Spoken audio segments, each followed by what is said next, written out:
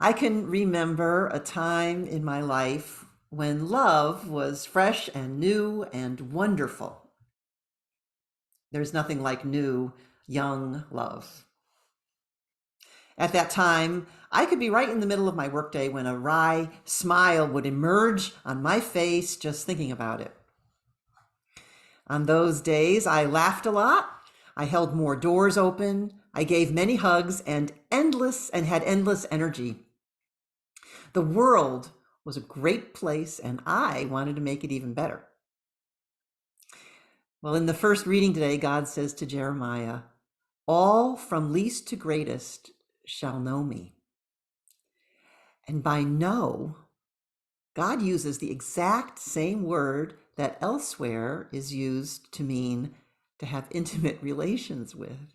Yes, that know, as in Eve knew Adam and Sarah knew Abraham. You get the picture. So God tells Jeremiah, all from least to greatest shall know me. What would that mean to know God in that way? What would it mean to open your mailbox and see an invitation in your favorite color envelope, and then hold it in your hand and notice that it smells sweet, and then to open it and read the words, "I'd like for us to know one another. Love God."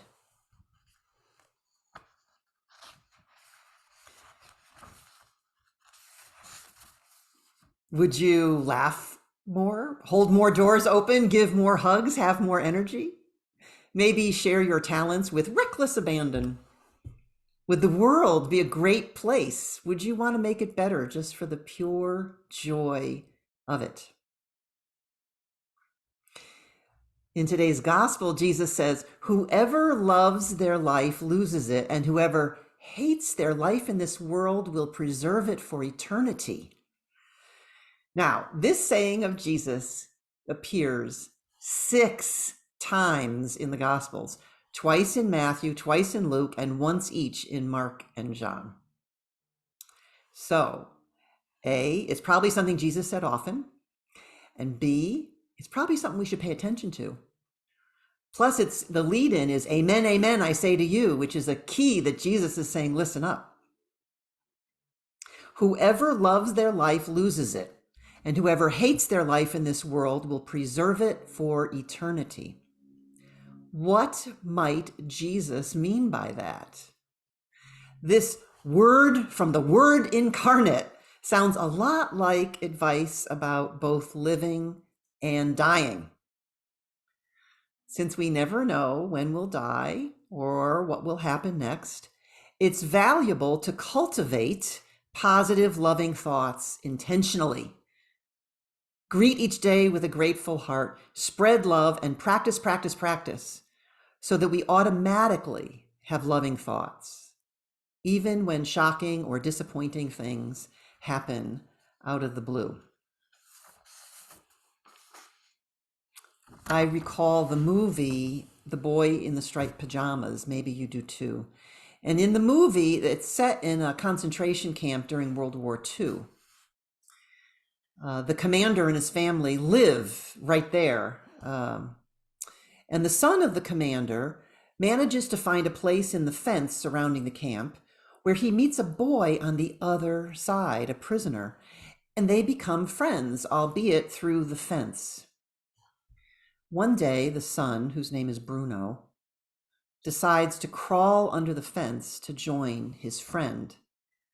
He dons the prisoner garb, which looks like striped pajamas, and visits the barracks.